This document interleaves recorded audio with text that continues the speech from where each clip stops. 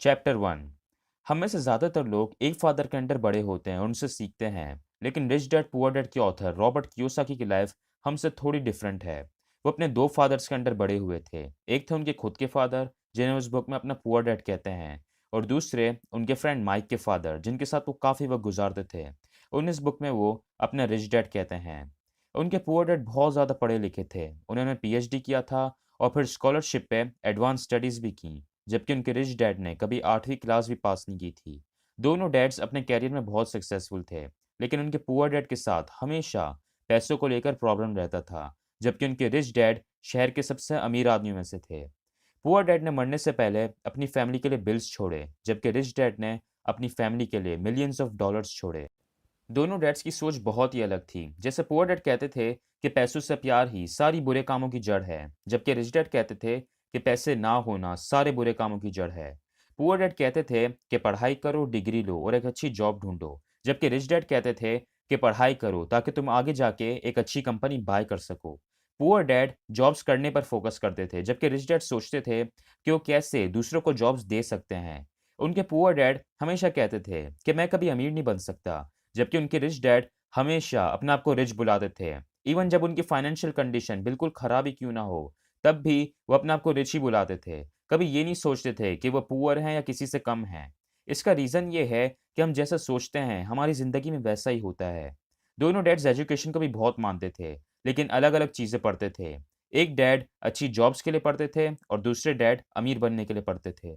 Poor dad कहते थे कि मैं ये अफ़ोर्ड नहीं कर सकता, मैं वो अफ़ोर्ड नहीं कर सकता, जबकि रिच डैड को जब कुछ चाहिए होता था, तो वो सोचते थे कि मैं ये कैसे अफ़ोर्ड कर सकता हूँ। रिच डैड का मानना है कि अमीर बनने के लिए आपका दिमाग तेज़ होना चाहिए और तेज़ दिमाग के लिए आपको अपने दिमाग को चलाना होगा। आपका दिमाग जितना चलेगा, वो उतना ही तेज़ होता जाएगा। जब आप खुद से किसी प्रॉब्लम का सॉल्यूशन निकालते हो, कुछ आइडियाज़ सोचते हो, तो इससे आपके ब्रेन मसल्स स्ट्रॉन्ग होते हैं। ये कह देना कि मैं ये अफ़ोर्ड नहीं कर सकता, वो कहते थे कि ये कहने से आपका दिमाग बंद हो जाता है और कुछ सोचेगा नहीं। दिमाग को तेज करने के लिए उसे चलाया करो। आपका दिमाग जितना चलेगा, आप उतना ही अमीर बन सकोगे। रॉबर्ट उस टाइम पे बहुत ही छोटे थे और उन्हें समझ नहीं आ रहा था कि वो दोनों फादर्स में से किसकी सुने। प्रॉब्लम ये था कि रिच डैड उस वक्त रिच नहीं थे, बस उनकी सोच पुअर डैड से अलग थी। वो हर चीज़ पुअर डैड से डिफरेंटली करते थे और इसी वजह से फिर वो आगे जाके इतना अमीर भी बने। हमारे जो स्कूल्स हैं वो हमें अच्छा डॉक्टर, लॉयर और बैंकर तो बनाते हैं, लेकिन स्कूल में ये नहीं सिखाया जाता कि अमीर कैसे बनते हैं। इसके बारे में बच्चों को घर में सिखाया जाता है। रिच लोग बचपन से ही अपने बच्चों को इस बारे में एजुकेशन देते हैं, जो कि ऑथर ने भी अपने रिच डैड से सीखी और आज आप इस बुक समरी से सीखेंगे। ये भी याद रखना कि अगर पैसों से ज़्यादा कोई इंपॉर्टेंट चीज़ है तो वो है नॉलेज। अगर आपको ये पता होगा कि आप किस तरह पैसे बना सकते हो, तो ये चीज़ आपके बहुत काम आएगी। पैसा आने जाने वाली चीज़ है, लेकिन नॉलेज आपके पास हमेशा रहेगी। तो चलिए शुरू करते हैं। चैप्टर 2। रॉबर्ट को बचपन से ही अमीर बनने का बहुत शौक था। वो और उनके फ्रेंड माइक एक ही स्कूल में पढ़ते थे और काफ़ी टाइम एक साथ गुजारते थे। एक दिन ऑथर ने अपने पुअर डैड से पूछा, डैड आप अमीर क्यों नहीं हैं? तो उनके डैड ने उनसे कहा कि वो इसलिए अमीर नहीं है क्योंकि वो एक स्कूल टीचर हैं और उन्हें इसके बारे में ज़्यादा नॉलेज नहीं है। फिर पुअर डैड ने रॉबर्ट और माइक से कहा कि वो दोनों माइक के फादर के पास जाएं और उनसे पैसों के बारे में सीखें। माइक ने पूछा, मेरे फादर क्यों, वो तो रिच नहीं है? तो इसमें पुअर डैड ने कहा कि उनका और माइक के फादर का एक ही बैंकर है और बैंकर माइक के फादर की बहुत तारीफ करता है। उनका मानना है कि माइक के फादर कुछ ही टाइम में बहुत पैसे वाले होंगे। रॉबर्ट और माइक ने डिसाइड किया कि वो माइक के फादर के पास जाएंगे और उनसे सीखेंगे कि अमीर कैसे बनते हैं। माइक के फादर, जिन्हें इस बुक में ऑथर रिच डैड कहते हैं, वो काफ़ी बिजी रहते थे। उनके कुछ वेयर हाउसेस थे, कुछ स्टोर्स थे, एक कंस्ट्रक्शन कंपनी थी और 3 रेस्टोरेंट्स थे। उन्हें इतना टाइम नहीं मिलता था, लेकिन फिर भी उन्होंने रॉबर्ट से मिलने के लिए एग्री कर लिया। जब रॉबर्ट माइक के घर गए तो उन दोनों को थोड़ा वेट करना पड़ा और फिर जब फाइनली वो रिच डैड से मिले तो रिच डैड ने उन्हें एक ऑफर दी। ऑफर ये थी, रिच डैड ने कहा कि उन्हें क्लासरूम स्टाइल में नहीं सिखाएंगे। रॉबर्ट और माइक को उनके लिए काम करना पड़ेगा उनके स्टोर पे और बदले में वो उन्हें 1 घंटे के 10 सेंट्स देंगे और रिच बनना सिखाएंगे। रॉबर्ट और माइक ने ऑफर एक्सेप्ट कर ली और फिर हर सैटरडे रिच डैड के स्टोर पे काम करते। वो वहाँ जाके सफाई वगैरह करते थे। रॉबर्ट और माइक की यही रूटीन चलती रही और काफ़ी दिनों तक उन्होंने यही किया। 4 हफ्ते बाद रॉबर्ट इस रूटीन से थक चुके थे, क्योंकि ना तो उन्हें इस काम के बहुत अच्छे पैसे मिल रहे थे और ना ही रिच डैड उन्हें कुछ सिखा रहे थे। उन्होंने 4 हफ्तों से रिच डैड को देखा तक नहीं था। रॉबर्ट ने माइक से कहा कि वो ये काम छोड़ रहा है। ये सुन के माइक को हंसी आने लगी और ये देख के रॉबर्ट को गुस्सा आया। उन्होंने गुस्से में माइक से पूछा कि वो क्यों हंस रहा है। माइक ने कहा कि उसके फादर को शुरू से इसके बारे में पता था। रिच डैड ने माइक से कहा था कि रॉबर्ट काम छोड़ देगा और जब वो ऐसा करे तो माइक रॉबर्ट को उनके पास लेकर आए। रॉबर्ट को समझ नहीं आ रहा था कि आखिर रिच डैड ने ऐसा क्यों किया, क्यों उनसे फजूल में इतना काम करवाया और कुछ सिखाया भी नहीं। ऑथर के जो रियल पुअर डैड थे वो भी बहुत गुस्से में थे और उन्होंने रॉबर्ट से कह दिया था कि वो ये काम छोड़ दें। सैटरडे को रॉबर्ट फिर से रिच डैड से मिले और इस बार काफ़ी गुस्से में थे। उन्होंने रिच डैड से कहा, मैंने आपके लिए काम किया, अपने बेसबॉल गेम्स मिस किए, इतनी मेहनत की और बदले में आपने मुझे कुछ भी नहीं सिखाया। आप भी बस दूसरों की तरह लालची हो। रॉबर्ट ने अपना सारा गुस्सा रिच डैड पर निकाल दिया और फिर रिच डैड ने कहा, रॉबर्ट तुम मेरे वर्कर्स की तरह बिहेव कर रहे हो। फिर रॉबर्ट ने कहा कि पैसे बढ़ाना तो अलग बात है लेकिन रिच डैड ने उन्हें कुछ सिखाया भी नहीं। तो उसके रिप्लाई में रिच डैड ने कहा कि वो रॉबर्ट और माइक को पहले दिन से सिखा रहे हैं। इस पर रॉबर्ट ने हैरान होकर बोला, आपने हमें कब सिखाया, आपने तो हमसे बात भी नहीं की। रिच डैड ने कहा, रॉबर्ट सिखाने का मतलब सिर्फ ये नहीं होता कि आप किसी को कोई लेक्चर दो, मैंने तुम्हें लाइफ का एक एक्सपीरियंस दिया है। रॉबर्ट को समझ नहीं आ रहा था कि रिच डैड क्या बात कर रहे हैं, कौन सा एक्सपीरियंस क्या सिखाया है। रॉबर्ट ने रिच डैड से बिल्कुल क्लियरली कह दिया, मैंने स्टोर पे काम करके आखिर क्या सीखा है, आप मेरे पैसे बढ़ाएं, मुझे सिखाएं, वरना मैं ये काम छोड़ दूंगा। रिच डैड ने कहा, देखो ज़्यादातर लोग यही करते हैं क्योंकि उन्हें ऐसा लगता है कि ज़्यादा पैसे आने से उनकी प्रॉब्लम सॉल्व हो जाएंगी। आई एम श्योर थोड़ी कन्फ्यूजन आपको भी हो रही होगी कि आखिर क्यों रिच डैड ने रॉबर्ट से स्टोर पे काम करवाया, वो आखिर रॉबर्ट को क्या सिखाना चाह रहे थे। बेसिकली यहाँ पे रिच डैड रॉबर्ट को बता रहे हैं कि ज़्यादातर लोग क्यों पुअर रह जाते हैं, वो क्या गलती करते हैं। रिच और पुअर में एक सबसे बड़ा फर्क ये होता है कि पुअर लोग सारी जिंदगी पैसों के लिए काम करते हैं, जबकि रिच लोग पैसों के लिए काम नहीं करते, पैसा उनके लिए काम करता है। इसे और एक्सप्लेन करने के लिए मैं आपको आगे इसकी एग्जाम्पल भी दूंगा कि कैसे रॉबर्ट और माइक ने इस लेसन को अप्लाई किया। रिच डैड रॉबर्ट और माइक को बताना चाहते थे कि पुअर लोग पूरी लाइफ क्या करते हैं और इसीलिए उन्होंने उनसे स्टोर पे काम करवाया। पुअर लोग पूरी लाइफ किसी और के लिए काम करते हैं और फिर कहते हैं कि उन्हें ज़्यादा सैलरी चाहिए। उन्हें ऐसा लगता है कि ज़्यादा सैलरी से उनकी प्रॉब्लम सॉल्व हो जाएंगी, लेकिन ऐसा होता नहीं है और इसका रीज़न मैं आपको बताता हूँ। मान लो 3 भाई हैं जिनकी नई-नई शादी हुई है और वो सारे एक ही एरिया में रहते हैं। अब देखा जाए तो उनके खर्चे एक जितने होने चाहिए क्योंकि सब एक ही एरिया में रहते हैं और तीनों पे सिर्फ अपनी वाइफ्स की रिस्पॉन्सिबिलिटी है। लेकिन क्या तीनों हर महीने एक जितने पैसे खर्च करते होंगे? बिल्कुल नहीं। तीनों में से जो भाई सबसे ज़्यादा कमाता होगा, चांसेस हैं कि वो भाई सबसे ज़्यादा खर्च भी करता होगा और जो सबसे कम कमाता होगा, वो सबसे कम खर्चा करता होगा। सबकी ज़रूरत एक जितनी है लेकिन फिर भी सब खर्चा अपनी इनकम के हिसाब से करते हैं। आप ही मुझे बताओ, अगर आपकी इनकम डबल कर दी जाए तो आप अपने खर्चे नहीं बढ़ाओगे? बिल्कुल बढ़ाओगे। आप ज़्यादा बड़े रेस्टोरेंट्स में जाओगे, छोटी मार्केट्स के बजाय बड़े मॉल्स में जाओगे। रिच डैड रॉबर्ट को वही समझाना चाह रहे थे कि ज़्यादातर लोग इस जाल में फंस जाते हैं। सबसे पहले तो रिच डैड ने रॉबर्ट से काम करवाया ताकि उसे पता चले कि पुअर लोग सारी ज़िंदगी क्या करते हैं।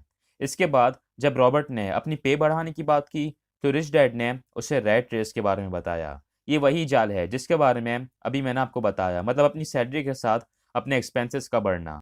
अब आप सोच रहे होंगे कि भाई ये क्या कह रहा है। जाहिर सी बात है कि अगर सैलरी बढ़ेगी तो प्रॉब्लम्स कम होंगी, हम आराम से अपने खर्चे पूरे कर सकेंगे, टाइम पे बिजली का बिल जमा करवाएंगे, स्कूल फीस देंगे। देखो इस तरह शुरू में तो आपको ऐसा लगेगा कि सैलरी बढ़ने से आपकी प्रॉब्लम्स कम हो रही हैं, लेकिन कुछ ही टाइम में आप वही प्रॉब्लम्स फिर से फेस करोगे। मैं आपको एग्जाम्पल समझाता हूँ कि ये रैट रेस क्या है और क्यों आपकी सैलरी बढ़ने से आपकी प्रॉब्लम सॉल्व नहीं होंगी। मान लो एक फैमिली है जिसमें हस्बैंड वाइफ और 2 बच्चे रहते हैं। अब हस्बैंड एक नॉर्मल सी जॉब करता है, बच्चे स्कूल जाते हैं, वाइफ घर के काम करती है। हस्बैंड का एक दिन प्रमोशन होता है और सैलरी बढ़ जाती है। इसी खुशी में वो अपनी बीवी को कोई ज्वेलरी ला कर देता है और बच्चों को प्ले स्टेशन ला कर देता है। अब प्ले स्टेशन से हर महीने का इलेक्ट्रिसिटी बिल बढ़ जाता है। इसके अलावा उसकी वाइफ डिमांड करती है कि वो घर में एसी भी लगवाएं, जिसमें हस्बैंड अपनी सारी सेविंग्स खर्च कर देता है और एसी लगवा के दे देता है। इससे फिर इलेक्ट्रिसिटी का बिल और बढ़ जाता है। एक बार फिर हस्बैंड वहीं आ गया जहां वो पहले था और मुश्किल से अपने खर्चे पूरे कर रहा है। कुछ सालों बाद उसने अपनी कंपनी में और सक्सेस अचीव किया और उसकी इनकम बहुत बढ़ गई। फिर बच्चों की स्कूल ख़त्म हुई और उनके कॉलेज एडमिशन का टाइम आ गया। अब उसने सोचा कि उसके बच्चे किसी अच्छे कॉलेज में पढ़ें और उसने महंगे कॉलेज में एडमिशन करवा दिया। बच्चों की पॉकेट मनी भी बढ़ानी पड़ी। हम में से ज़्यादातर लोगों की लाइफ ऐसी ही है। सैलरी के साथ हमारे एक्सपेंसेस भी बढ़ते रहते हैं। इसी को रैट रेस कहते हैं। सबसे पहले आप डर की वजह से काम करते हैं। आपको डर होता है कि अगर आप काम नहीं करेंगे, ऑफिस नहीं जाएंगे, तो आपके खर्चे नहीं चल पाएंगे। एक बार आपके हाथ में इनकम आती है, फिर आपको नई नई चीज़ें दिखती हैं, जैसे नए कपड़े, बाहर का खाना, मॉल में जाना। ये लाइफ इसी तरह चलती रहती है। अब ऐसा नहीं है कि सैलरी बढ़ने से आपको बिल्कुल फ़ायदा नहीं होगा, फ़ायदा होगा। लेकिन फ़ायदा उसी वक्त होगा जब आप उस एडिशनल इनकम को सेव करें और फिर उसे सही जगह यूज़ करें। अगर उस इनकम से आप अपने खर्चे ही बढ़ा लेंगे तो आप रैट रेस का हिस्सा हैं, और रैट रेस वाले लोग कभी अमीर नहीं बन सकते, हमेशा टेंशन में ज़िंदगी गुजारेंगे। आप ये भी सोच रहे होंगे कि यार ये क्या बात हुई, अमीर लोग क्या नया घर नहीं लेते, नई गाड़ियाँ नहीं चलाते? बिल्कुल चलाते हैं, और वो भी खर्चे करते हैं। लेकिन उसका भी एक सही तरीका होता है, सही वक्त होता है, जिसके बारे में हम नेक्स्ट चैप्टर में बात करेंगे। इस चैप्टर से आपने दो बातें सीखनी है। पहली, रैट रेस के इस जाल से बचना है। अगर आपकी सैलरी बढ़ रही है तो उससे अपने खर्चे ना बढ़ाओ, बल्कि उसे सेव करो। और फिर उस इनकम से क्या करना है वो मैं आपको नेक्स्ट चैप्टर में बताऊंगा। दूसरा लेसन, अमीर लोग पैसों के लिए काम नहीं करते, पैसा उनके लिए काम करता है। रॉबर्ट और माइक ने इस लेसन को कैसे अप्लाई किया, अब ये मैं आपको बताता हूँ। उस टाइम पे बच्चे कॉमिक बुक्स बहुत पढ़ते थे, और माइक और रॉबर्ट ने देखा कि बहुत से डिस्ट्रीब्यूटर्स जब कॉमिक बुक्स पुरानी हो जाती थी तो उन्हें फेंक देते थे। रॉबर्ट और माइक ने उन डिस्ट्रीब्यूटर्स से बात की कि वो कॉमिक बुक्स उन्हें दे दें। डिस्ट्रीब्यूटर्स ने उनसे कहा कि वो उसी शर्त पे उन्हें कॉमिक बुक्स देंगे अगर वो उन्हें रीसेल ना करें। माइक और रॉबर्ट ने उनकी शर्त मान ली, और माइक के घर में जो बेसमेंट था वहाँ पे एक लाइब्रेरी खोल ली। वहाँ पे बच्चों को 10 सेंट्स पे करने होते थे, और फिर 2 घंटे में वो जितनी चाहे कॉमिक बुक्स पढ़ सकते थे। उन्होंने माइक की छोटी बहन को एज अ लाइब्रेरियन हायर किया और उसे वीकली $1 पे करते थे। मैं ये बता दूं कि 1956 की बात है, और जिस टाइम पे रॉबर्ट और माइक ने लाइब्रेरी खोली थी उस टाइम पे वो रिच डैड के स्टोर पे भी काम करते थे, और इस बार उन्हें कुछ भी नहीं मिल रहा था। रिच डैड चाहते थे कि रॉबर्ट और माइक पैसों के लिए काम ना करें, वो कुछ ऐसा सोचें, कुछ ऐसा करें जिससे पैसा उनके लिए काम करे, और उन दोनों ने कर दिखाया। उन्हें लाइब्रेरी में काम नहीं करना पड़ता था, लेकिन फिर भी वो पैसे अर्न कर रहे थे। उन्होंने माइक की सिस्टर को हायर किया हुआ था और उससे पैसे दे रहे थे।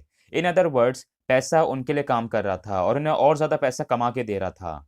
इसलिए आप भी सोचें कि पैसा किस तरह आपके लिए काम कर सकता है, आप कैसे सही जगह पैसे इन्वेस्ट कर सकते हैं। कोई आइडिया निकालें, थोड़ी रिसर्च करें, या किसी एक्सपीरियंस बंदे से पूछें जिसमें पैसा आपके लिए काम करे। चैप्टर 3। 1923 में एक मीटिंग हुई थी। इस मीटिंग में उस टाइम के सबसे अमीर और पावरफुल लोग आए थे। इनमें थे चार्ल्स स्क्वाब, जो उस टाइम पे स्टील कंपनी के प्रेसिडेंट थे। सैमुअल इंसुल, जो सबसे बड़ी यूटिलिटी के प्रेसिडेंट थे। हार्वर्ड हॉब्सन, जो सबसे बड़ी गैस कंपनी के प्रेसिडेंट थे। लियोन फ्रियजर, जो एक बैंक प्रेसिडेंट थे। Richard Whitney, New York stock exchange के प्रेसिडेंट। इसके अलावा इस मीटिंग में थे इवर क्रूगर, अर्थर कॉटन, जेसी लिवरमोर और एल्बर्ट फॉल। ये सारे लोग उस टाइम के सबसे अमीर आदमी थे। इस मीटिंग के 25 साल बाद इन सब की यह हालत थी। चार्ल्स स्कॉप की डेथ हो गई, और जब उनकी डेथ हुई तो उनके पास एक भी पैसा नहीं था। यहाँ तक कि अपनी ज़िंदगी के आखिरी 5 साल उन्होंने कर्जा लेकर गुजारी। ईवर क्रूगर और अर्थर कॉटन, ये दोनों भी जब मरे तो उनके पास एक भी पैसा नहीं था। रिचर्ड वाइटनी और एल्बर्ट फॉल दोनों जेल से छूटे थे। फ्रेजर और लिवरमोर दोनों ने सुसाइड कर ली। सवाल ये कि आखिर इनके साथ क्या हुआ था। ये मीटिंग 1923 में हुई थी, और 1929 में यूएसए की इकोनॉमी क्रैश हो गई थी और बहुत से लोग रास्ते पे आ गए थे। ये नुकसान बाकी लोगों के साथ साथ इन अमीर लोगों को भी हुआ था, और इससे इनकी ज़िंदगी पे बहुत फ़र्क पड़ा। अब ये सारे तो बहुत ज़्यादा अमीर लोग थे, लेकिन इनके साथ जो हुआ वो बहुत से लोगों के साथ होता है। बहुत से ऐसे बॉक्सर्स और स्पोर्ट्समैन हैं जिनके पास एक टाइम पे मिलियंस होते हैं, लेकिन फिर कुछ ही सालों में उनके पास एक भी पैसा नहीं बचता और वो नॉर्मल सी जॉब्स कर रहे होते हैं। बहुत से ऐसे पुअर और मिडिल क्लास लोग हैं जिन्हें लॉटरीज लगती हैं और उनके पास बहुत पैसा आ जाता है, लेकिन फिर एक वक्त आता है जब उनकी वही पहले जैसी हालत हो जाती है। ऐसा इसलिए होता है क्योंकि लोग पैसों पे बहुत ज़्यादा फोकस करते हैं, जबकि ऑथर एडवाइस करते हैं कि आप पैसों पे नहीं, अपनी फाइनेंशियल एजुकेशन पे फोकस करो। फाइनेंशियल एजुकेशन का मतलब है कि आपको अपने पैसा ग्रो करना आना चाहिए, उसे संभालना आना चाहिए। अगर आपके पास पैसा है और फाइनेंशियल एजुकेशन नहीं है, तो फिर वो पैसा आपके पास ज़्यादा टाइम तक नहीं रहेगा। बहुत से लोग ऑथर से पूछते हैं कि वो कैसे स्टार्ट ले सकते हैं, कैसे मिलियनर बन सकते हैं, फाइनेंशियली फ्री हो सकते हैं। उन सबको ऑथर वही बताते हैं जो उनके रिच डैड उन्हें बताते थे। वो कहते हैं कि अपनी फाइनेंशियल एजुकेशन पे फोकस करो। ये जो फाइनेंशियल एजुकेशन का सब्जेक्ट है, ये आप एक बार में नहीं सीखते, इसे सारी ज़िंदगी सीखते रहते हैं। इसके लिए पैसों से रिलेटेड बुक्स पढ़ो, अमीर लोगों से सीखो, सेमिनार्स अटेंड करो। ये सब्जेक्ट सिर्फ पढ़ के नहीं सीखा जाता, बल्कि आपको एक्शन भी लेना होगा। जब रॉबर्ट कियोसाकी और उनके फ्रेंड माइक छोटे थे उसी वक्त से रिच डैड ने उन्हें फाइनेंशियल एजुकेशन देना शुरू कर दी थी। एक दिन रॉबर्ट ने रिच डैड से पूछा कि अमीर बनने का सबसे बड़ा सीक्रेट क्या है। तो उस पर रिच डैड ने कहा, अमीर बनने का सिर्फ एक ही सीक्रेट है, वो ये कि आपको एसेट्स और लाइबिलिटीज़ के बीच का डिफरेंस पता होना चाहिए और आपको एसेट्स बाय करना है। वैसे फाइनेंशियल एजुकेशन का सब्जेक्ट बहुत ही डीप है, लेकिन ये जो प्रिंसिपल है ये अमीर लोगों का सबसे बड़ा सीक्रेट है। रिच डैड कहते हैं कि ये सबसे इंपॉर्टेंट रूल है और अमीर बनने के लिए ये सिर्फ एक ही रूल है। अगर इसे फॉलो करोगे तो आप रिच बन जाओगे। अब क्वेश्चन ये है कि ये एसेट और लाइबिलिटी क्या है। एसेट मतलब कोई भी ऐसी चीज़ जिससे आपके पास पैसे आएँ। जैसे मान लो आपके पास एक घर है जिसे आपने रेंट पे दे दिया। अब हर महीने आपको उसका रेंट मिलेगा, तो ये एक एसेट है। लायबिलिटी मतलब वो चीज़ जो आपसे पैसे लेती है। जैसे आपने घर में एसी लगवाया, जिससे हर महीने इलेक्ट्रिसिटी का बिल बढ़ जाएगा, तो ये एक लायबिलिटी है। बहुत से लोगों को चीज़ों को कॉम्प्लिकेटेड करने में मज़ा आता है, लेकिन रिच डैड हमेशा चीज़ों को सिंपल रखते थे और सिंपल करके वो रॉबर्ट और माइक को सिखाते थे। अगर आप किसी अकाउंटेंट से एसेट और लायबिलिटी की डेफिनेशन पूछेंगे, तो शायद आपको कोई और जवाब मिले, लेकिन रिच डैड की डिक्शनरी में एसेट और लायबिलिटी का यही सिंपल मीनिंग है। तो अगर आपको अमीर बनना है तो सिंपली अपनी लाइफ में एसेट्स बाय करो, और अगर गरीब रहना है तो लायबिलिटीज़ बाय करो। अब आप सोच रहे होगे कि यार ये क्या बात हुई, अमीर लोगों के घर में क्या एसी नहीं लगा होता? उनके पास गाड़ियाँ और लग्ज़रीज़ नहीं होती? बिल्कुल होती हैं। अमीर लोग बहुत सी लग्ज़रीज़ बाय करते हैं और रॉबर्ट कियोसाकी के पास भी बहुत सी गाड़ियाँ और लग्ज़रीज़ हैं। लेकिन वो कहते हैं कि अमीर लोग उसी वक़्त लग्ज़रीज़ बाय करते हैं, जब उनके एसेट्स में से एक्सेस इनकम आ रही हो। उनके पास इतने एसेट्स होते हैं कि उनके एक्सपेंसेस तो निकल जाते हैं, लेकिन साथ ही उनके पास और भी बहुत पैसे बच जाते हैं और फिर उससे वो लग्ज़रीज़ बाय करते हैं। जब पुअर लोग पूरा महीना काम करके सैलरी अर्न करते हैं तो उससे वो एक्सपेंसेस पूरे करते हैं। जब मिडिल क्लास के पास इनकम आती है तो उससे वो एक्सपेंसेस पूरे करते हैं और लाइबिलिटीज बाय करते हैं, जिससे अगेन एक्सपेंसेस बढ़ जाते हैं। जबकि रिच लोगों के पास एसेट्स बहुत ज़्यादा होते हैं। उनके एसेट कॉलम में से जो इनकम आती है, मतलब उनके रियल स्टेट से जो रेंट मिलता है, उनके स्टॉक्स बिजनेसेस, इन सब से जो इनकम आती है उससे वो एक्सपेंसेस पूरे करते हैं और बची हुई इनकम से फिर से एसेट्स बाय कर लेते हैं। इससे लग्जरीज आप उसी वक्त बाय कर सकते हो जब आपका एसेट कॉलम बहुत बढ़ जाए। इसके अलावा लास्ट चैप्टर में हमने रैट रेस के बारे में बात की थी कि क्यों इनकम बढ़ने से लोगों की प्रॉब्लम सॉल्व नहीं होती। वो सॉल्व इसलिए नहीं होती क्योंकि वो उस एडिशनल इनकम से वही लाइबिलिटीज बाय कर लेते हैं। आपके पास जब एडिशनल इनकम आए तो आपको उसे एसेट्स बाय करने हैं। एसेट की बेसिक डेफिनेशन मैंने आपको बता दी है। अब एसेट्स कौन से बाय करने हैं ये आप पर डिपेंड करता है। जैसे ऑथर मोस्टली रियल स्टेट और स्टॉक्स बाय करते हैं।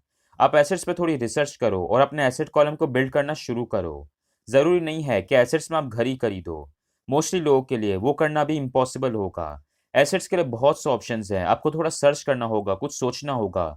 जैसे रॉबर्ट और माइक ने एक लाइब्रेरी खोली थी, वो भी एक एसेट था। उससे उनके पास इनकम आ रही थी और वो भी बिना काम करे। बहुत से लोग सोचते हैं कि जॉब भी एक एसेट है, लेकिन जॉब कोई एसेट नहीं है। एसेट ऐसा होना चाहिए जहां आपके पास बिना काम करे इनकम आए। ऑथर ये भी कहते हैं कि एसेट्स ऐसे बाय करो जो आपको पसंद हो, जिनमें आपका इंटरेस्ट हो। ऐसे एसेट्स को आप सही से मैनेज कर पाओगे। इस चैप्टर में हमने दो इंपॉर्टेंट बातें सीखी हैं। पहली, अमीर बनने के लिए सबसे इंपॉर्टेंट है फाइनेंशियल एजुकेशन। ये टॉपिक आपको स्कूल में नहीं सिखाते, आपको खुद से इसे सीखना होगा और ये तो सिर्फ एक ही बुक है। ये सब्जेक्ट लोग अपनी पूरी ज़िंदगी सीखते हैं, इसलिए फाइनेंशियल एजुकेशन पे ध्यान दो।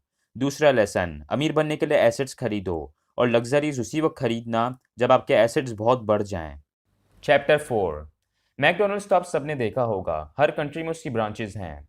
1974 में रे क्रूक, जो कि मैकडोनल्ड्स के ओनर हैं, उन्हें एक यूनिवर्सिटी में पब्लिक स्पीकिंग के लिए बुलाया था और वहाँ सारे एमबीए के स्टूडेंट्स बैठे थे। पब्लिक स्पीकिंग खत्म होने के बाद स्टूडेंट्स ने रे को ऐसे ही ड्रिंक के लिए इनवाइट किया, तो फिर वो सारे वहाँ गए और काफ़ी देर तक बैठे। बातों बातों में रे ने स्टूडेंट्स से पूछा, क्या मुझे कोई बता सकता है कि मेरा क्या बिजनेस है? तो इस सवाल पे सारे स्टूडेंट्स हंसने लगे और फिर एक ने कहा, रे, किसे नहीं पता कि तुम्हारा बिजनेस बर्गर सेल करने का है? तो उस पे रे ने कहा, गलत, मेरा बिजनेस बर्गर सेल करने का नहीं है, मेरा बिजनेस है रियल एस्टेट। वैसे मैकडोनल्ड्स में बर्गर्स ही मिलते हैं, लेकिन एक चीज़ जिसका रे बहुत ज़्यादा ख्याल रखते हैं वो थी फ्रेंचाइज की लोकेशन। मैकडोनल्ड्स की बहुत सी फ्रेंचाइजेज हैं और अगर किसी भी फ्रेंचाइज को सक्सेसफुल बनाना है तो उसकी लोकेशन सबसे ज़्यादा इंपॉर्टेंट है। जब किसी भी कंट्री में कोई मैकडोनल्ड्स खोलता है तो उस ज़मीन को, उस रियल एस्टेट को मैकडोनल्ड्स के नाम से बाय करता है। इसी वजह से आज मैकडोनल्ड्स के पास इतना रियल एस्टेट है जितना पूरी दुनिया में किसी के पास नहीं है। अगर रे क्रोक सिर्फ बर्गर्स बनाने पर ध्यान देते तो शायद वो कभी इतना अमीर नहीं बन पाते, लेकिन उन्होंने अपने एसेट कॉलम को बिल्ड किया है। मैकडॉनल्ड्स के रियल एस्टेट बढ़ते जा रहे हैं, जिसकी वजह से उनके एसेट्स और इनकम भी बढ़ रही है। रिच डैड बचपन में रॉबर्ट को भी यही सिखाते थे। इस चैप्टर में ऑथर ने अमीर लोगों का सीक्रेट 3 बताया है, जो है माइंड योर ओन बिजनेस, मतलब अपने एसेट कॉलम को बिल्ड करो। अब ये पॉइंट हम ऑलरेडी लास्ट चैप्टर में डिस्कस कर चुके हैं, लेकिन इस चैप्टर में आपको उसी से रिलेटेड कुछ इंपॉर्टेंट लेसन्स मिलेंगे। सबसे पहले तो ये जान लो कि एक इंसान का प्रोफेशन और बिजनेस दोनों अलग अलग होते हैं। बहुत से लोग अपने प्रोफेशन को बिजनेस समझते हैं। जब ऑथर लोगों से पूछते हैं कि उनका क्या बिजनेस है, तो वो कहते हैं कि मैं बैंकर हूँ, मैं टीचर हूँ, लेकिन ये इनका बिजनेस नहीं है, क्योंकि वो बैंक में काम करते हैं, उसके मालिक नहीं हैं। हमारे यहाँ लोग इसलिए पुअर रह जाते हैं क्योंकि उनके पास कोई एसेट या बिजनेस नहीं होता। वो अपनी पूरी लाइफ किसी और के लिए काम करते हैं और इस पर्सन को अमीर बनाते हैं, फिर गवर्नमेंट को टैक्सेस पे करते हैं और फिर एंड में उनके पास कुछ नहीं बचता। ज़्यादातर लोग स्कूल और कॉलेज में जाते हैं और जो पढ़ते हैं वही बन जाते हैं। अगर लॉ पढ़ रहे हैं तो लॉयर, मेडिकल की फील्ड में है तो उससे रिलेटेड प्रोफेशन। ऐसे नहीं है कि आपको ये सब नहीं करना चाहिए। ऑथर कहते हैं कि हर सोसाइटी में डॉक्टर, लॉयर, बैंकर, इन सब की ज़रूरत होती है, इसलिए आपको भी ये करना चाहिए। लेकिन साथ ही आपके पास अपने भी कोई एसेट्स होने चाहिए जहाँ पे आपको बिना काम करे इनकम मिले। रिच लोग सिर्फ अपने एसेट्स पे फोकस करते हैं, जबकि पुअर और मिडिल क्लास अपनी सैलरीज पे फोकस करते हैं। वो चाहते हैं कि उनकी सैलरी बढ़ जाए, और अगर बढ़ भी जाए तो उससे कोई फ़ायदा नहीं होता, क्योंकि उससे वो अपने एक्सपेंसेस ही बढ़ा लेते हैं। ज़्यादा सैलरी का उसी वक्त फ़ायदा होगा अगर आप उस एडिशनल इनकम से एसेट्स बाय करो। यहाँ पे ऑथर ने एक और बात बताई है। वो कहते हैं कि जब भी आप ज़िंदगी में दूसरों से कुछ अलग करते हो तो प्रॉब्लम्स आती हैं। एक बार ऑथर को लोन की ज़रूरत थी, तो उन्होंने बैंक में लोन के लिए अप्लाई किया, लेकिन बैंक वालों ने उन्हें मना कर दिया, और सिर्फ इस वजह से मना किया क्योंकि ऑथर ने रियल स्टेट में बहुत पैसा इन्वेस्ट किया हुआ था। बैंक वालों को ये चीज़ अच्छी नहीं लगी कि सिर्फ एक इंसान अकेला रियल स्टेट से इतना पैसा कमा रहा है। इसलिए याद रखना कि अगर आप लोगों के साथ चलोगे तो आपको सपोर्ट करेंगे, लेकिन फिर आप उन्हीं की तरह बन जाओगे, उन जैसी ज़िंदगी गुजारोगे। लेकिन अगर आप दूसरों से अच्छी ज़िंदगी चाहते हो तो आपको उनसे अलग चलना पड़ेगा। वो आपको सपोर्ट नहीं करेंगे, बहुत सी मुश्किलें आएंगी, शायद आपकी फैमिली भी आपको सपोर्ट ना करे, लेकिन उस रास्ते के आखिर में आपको रिवॉर्ड्स भी फिर अच्छे मिलेंगे। आप में से जो एडल्ट्स इस वीडियो को देख रहे हैं, जो कोई जॉब करते हैं और पैसे कमाते हैं, उनके लिए ऑथर ने एक ही एडवाइस दी है। आप लोग अपनी जॉब कंटिन्यू करें, एक अच्छे हार्ड वर्किंग एम्प्लॉय बने, लेकिन जब सैलरी आए तो उसे पूरा खर्च ना करें, अपने खर्चे कम से कम रखें, पैसे सेव करें और फिर उन पैसों से एसेट्स बाय करें। इसके अलावा अगर आपके कोई बच्चे हैं तो उन्हें भी इस चीज़ के बारे में सिखाइए, उन्हें एसेट्स और लाइबिलिटीज़ के बारे में बताएं। इस बुक में आपने जो सीखा है उनके साथ शेयर करें। जो लोग अभी स्टडी कर रहे हैं वो अपनी स्टडीज़ कंटिन्यू करें, किसी अच्छे प्रोफेशन में जाएं, और जब उनकी जॉब हो जाए तो ज़्यादा से ज़्यादा सेविंग करें, अपने खर्चे कम करें और फिर उस सेविंग से एसेट्स बाय करें। आप इस चीज़ को जितना जल्दी समझेंगे और अप्लाई करेंगे, आप उतना ही जल्दी रिच बनेंगे। अगर एसेट्स की बात करें तो वो कुछ भी हो सकते हैं जिसमें आपको बिना टाइम दिए पैसे मिलें। जैसे कोई बिजनेस हो सकता है जहाँ आपको हर वक्त काम करने की नीड ना हो और इनकम मिलती रहे। इसकी एग्जांपल है वो लाइब्रेरी जो माइकल रॉबर्ट ने खोली थी। इसके अलावा आप रियल एस्टेट में इन्वेस्ट कर सकते हैं। बहुत से लोगों को लगता है कि रियल एस्टेट इन्वेस्टिंग के लिए बहुत पैसा चाहिए, लेकिन ये सच नहीं है। रियल एस्टेट में इन्वेस्ट करने के भी कुछ तरीके होते हैं। ये बुक रियल एस्टेट के बारे में नहीं है, लेकिन आपको रियल एस्टेट में बहुत सारी बुक्स मिल जाएंगी। रॉबर्ट कियोसाकी ने भी रियल एस्टेट पे बुक्स लिखी हैं, आप वो भी पढ़ सकते हैं। इसके अलावा आप स्टॉक्स में इन्वेस्ट कर सकते हैं, म्यूचुअल फंड्स में इन्वेस्ट कर सकते हैं, कोई भी एसेट बाय कर सकते हैं। रॉबर्ट कियोसाकी रियल एस्टेट और स्टॉक्स में इन्वेस्ट करते हैं क्योंकि उन्हें उसमें इन्वेस्टमेंट पसंद है। रिच डैड हमेशा रॉबर्ट को एडवाइस करते थे कि एसेट्स ऐसे बाय करने चाहिए जो आपको पसंद हो, जिनमें आपका इंटरेस्ट हो। ऑथर ने जब ग्रेजुएशन कंप्लीट कर लिया तो उसके बाद उन्होंने काफ़ी बड़ी कंपनीज में काम किया, कई सालों तक जॉब्स की, लेकिन साथ ही वो अपने एसेट कॉलम भी बिल्ड करते थे। वो अपनी जॉब के साथ साथ रियल स्टेट्स और स्टॉक्स में भी डील करते थे, उनके बारे में सीखते थे। रिच और पुअर में एक बड़ा डिफरेंस ये है कि पुअर लग्जरीज पहले बाय करते हैं, जबकि रिच लग्जरीज एंड में बाय करते हैं। पुअर अपनी सैलरी से लग्जरीज बाय करते हैं, जबकि रिच अपने एसेट से आई हुई इनकम से लग्जरीज बाय करते हैं। वो अपने खून पसीने की कमाई से ये सब नहीं खरीदते, बल्कि अपना दिमाग चलाते हैं और उससे ये सब खरीदते हैं।